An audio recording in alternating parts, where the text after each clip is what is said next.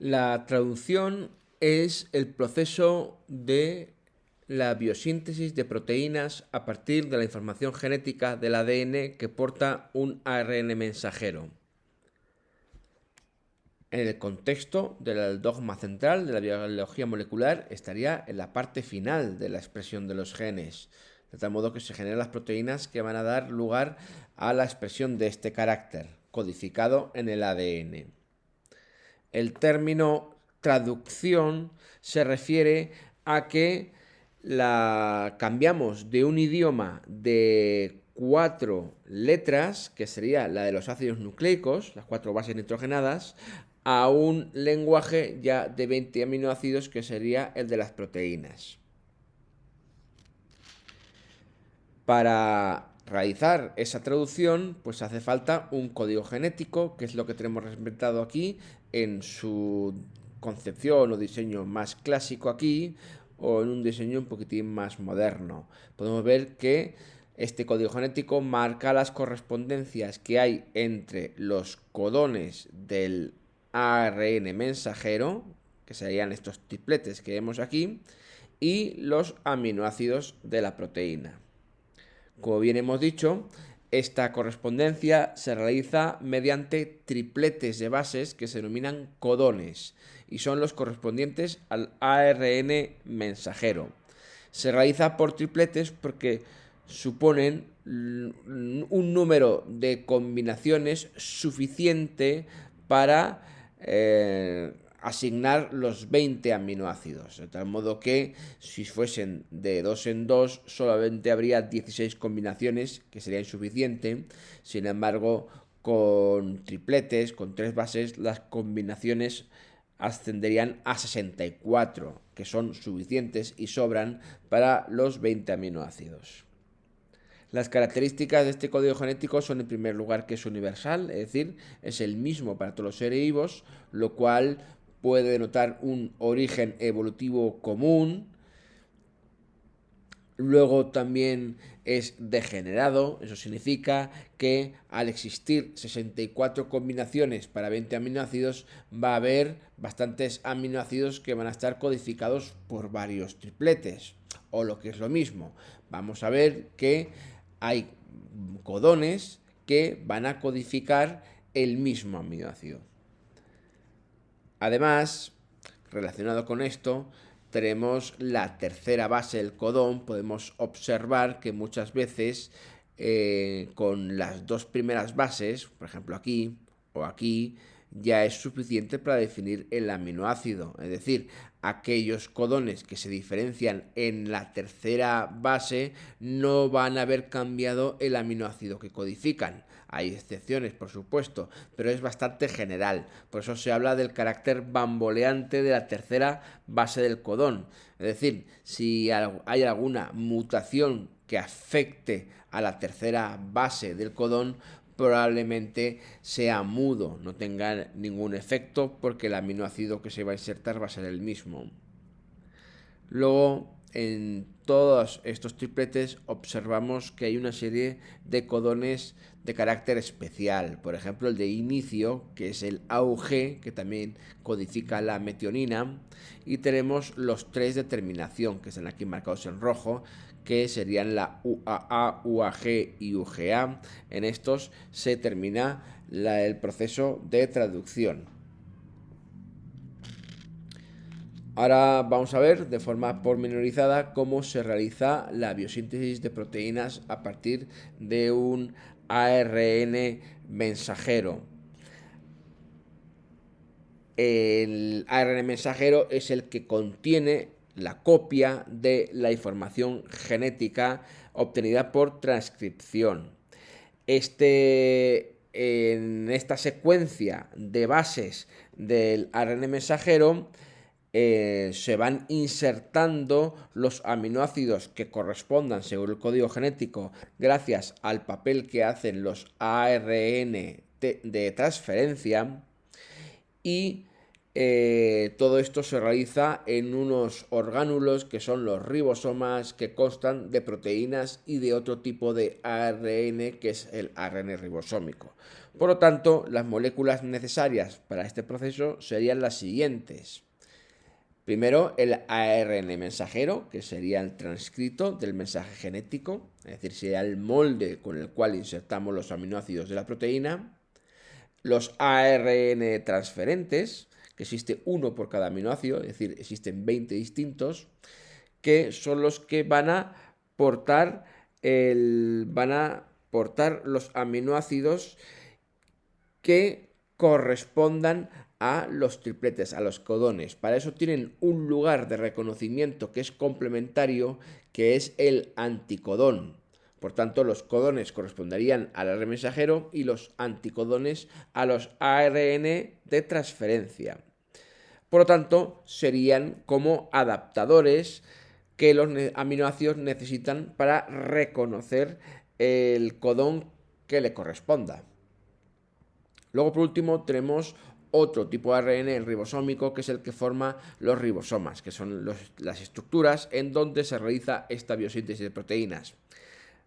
Hay dos subunidades, una subunidad grande y una subunidad pequeña, y además el conjunto de ambos que forma el ribosoma se definen dos lugares: el lugar A, que viene de la inicial de aminocil, y el lugar P, que procede de la inicial de peptidil. También necesitamos aminoácidos que están libres en el citoplasma y son captados por los ARN de transferencia. Luego, 10 factores proteicos que están insertados en los propios ribosomas y que son de acción catalítica. Y por último, energía que se necesita para la formación de los enlaces peptídicos, que es aportado por el GTP. Una primera fase de la biosíntesis de proteínas, que sería una fase inicial o previa, sería la activación de los aminoácidos. Consiste en la unión de los aminoácidos con el ARNT que le corresponde. Para eso necesitamos el concurso de una enzima que es la aminoacil ARNT sintetasa, que lo que hace es, con el ARNT y el aminoácido que corresponde al anticodón que posee y energía aportada por el ATP, se produce la unión del ARNT y el aminoácido, formando lo que se denomina el aminoacil ARNT, con liberación de AMP y pirofosfato. Es decir, se rompen dos enlaces de alta energía para formar este enlace de aquí. El término aminoacil ARNT es un término genérico. Cada uno de los aminoácidos va a formar su correspondiente aminoacil ARNT, de tal modo que si se une la metionina con su ARNT, tenemos la metionil ARNT. Si tenemos la leucina con su correspondiente ARNT, la leucinil ARNT, y así sucesivamente. Ya en una segunda fase iniciamos la síntesis de las proteínas. Para eso, en primer lugar, como vemos en el dibujo, se produce la unión del ARN mensajero, que sería esta molécula lineal, con la subunidad pequeña del ribosoma, con su parte P y su parte A.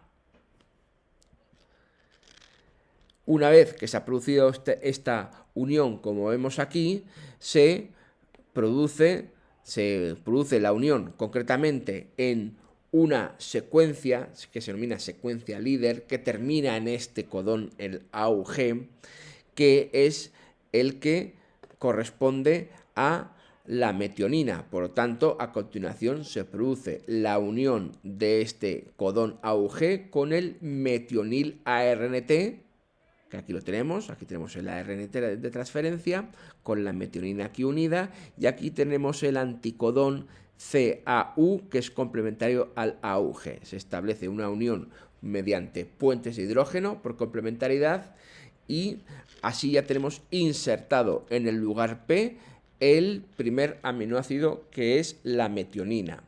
Claro, según esto, todas las proteínas tendrían que empezar por metionina, porque resulta que el codón de iniciación AUG es el de la metionina también. Lo que pasa es que en muchos casos esta metionina se escinde después de formar la proteína por acción catalítica.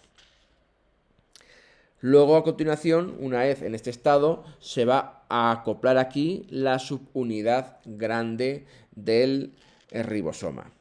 Para este proceso hace falta factores de iniciación, que serían unos proteínas de este conjunto de factores proteicos que vimos antes, y GTP, que aporta la energía. Ya una vez en este estado inicial, aquí tenemos ya la subunidad grande ya colocada sobre la subunidad pequeña y el la metionil ARNT aquí insertada en el lugar P, que sería donde ya hemos terminado lo que sería la iniciación. Ahora vamos a ir insertando los aminoácidos que correspondan a los diferentes codones que van surgiendo al realizar la lectura sobre la molécula del ARN mensajero. Entonces, en el lugar A, que queda libre, sobre el cual está el siguiente codón, ya se introduce el siguiente aminoácido ARNT. En este caso sería una serinil ARNT, porque la UCA corresponde a ese aminoácido según el código genético. Por tanto, se produce esa introducción y lo que vemos a continuación es que una vez que está ya aquí el metionil ARNT, que es el que se introdujo en la iniciación, y el serinil que acaba de entrar ahora, se produce la unión del aminoácido del lugar P, este de aquí, la metionina, con el del lugar A, es decir, con la serina, mediante una enzima que es la peptidiltransferasa. Lo vemos aquí. Lo que ocurre es que la peptidiltransferasa lo que hace es romper este enlace que hay aquí, el enlace de la metionina con su ARNT, y establecer un enlace peptídico con la serina. Es decir, rompe este enlace y forma este de aquí, que sería un enlace peptídico. Con lo cual tenemos aquí el ARNT de la metionina libre, y aquí sobre el siguiente ARNT ya tenemos un dipéptido, en la cual tenemos la serina y la metionina ya formadas. Este ARNT queda expulsado porque queda sin aminoácido, con lo cual el lugar P queda vacío, y ahora se produce la translocación, es decir, es el desplazamiento del ribosoma sobre desplazamiento de 3 bases sobre el ARN mensajero, de tal modo que al desplazarse esto 3 posiciones, el codón que estaba en el lugar A pasa a ocupar el lugar P. Por supuesto, el codón de iniciación ya queda fuera del ribosoma y en el lugar A queda ya el siguiente codón. Con lo cual vemos que el dipéptido pasa del lugar A al lugar P por esta translocación, por este desplazamiento de 3 puestos, y queda libre el siguiente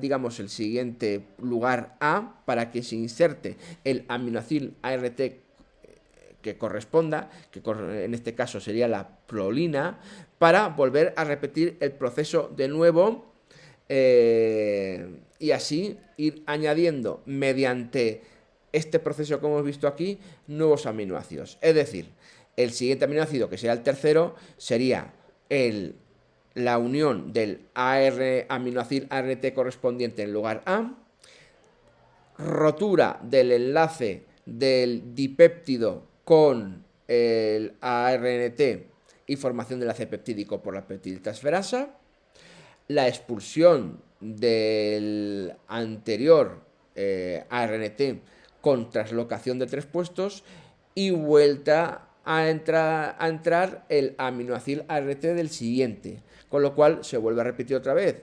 Se produce la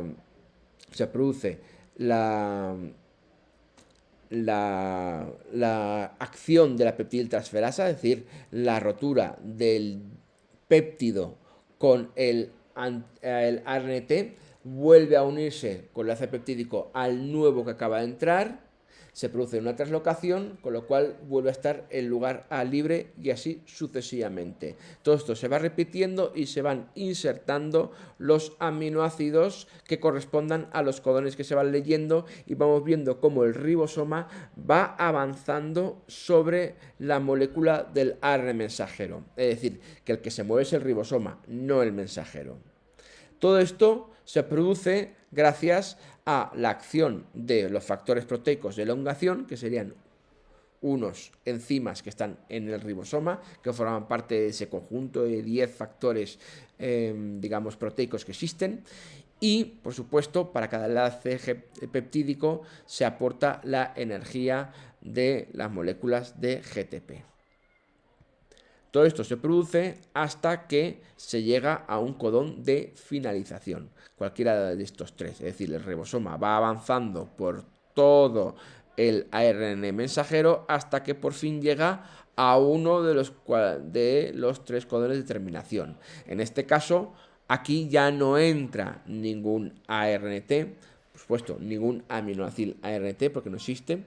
Entra un factor de terminación, que es una proteína, y automáticamente, al no entrar aquí, la peptidiltransferasa lo único que hace es romper este enlace y liberar la proteína. Y a continuación se produce la disociación del complejo de las dos unidades ribosomales y del ARN mensajero. Y aquí ya tendríamos la proteína ya formada. Habitualmente, tanto procariotas como eucariotas, un ARN mensajero es leído de forma simultánea por varios ribosomas, formando esta estructura que formamos aquí, que se denomina polisoma. Es decir, aquí se produce una unión de las dos subunidades y, como vemos aquí,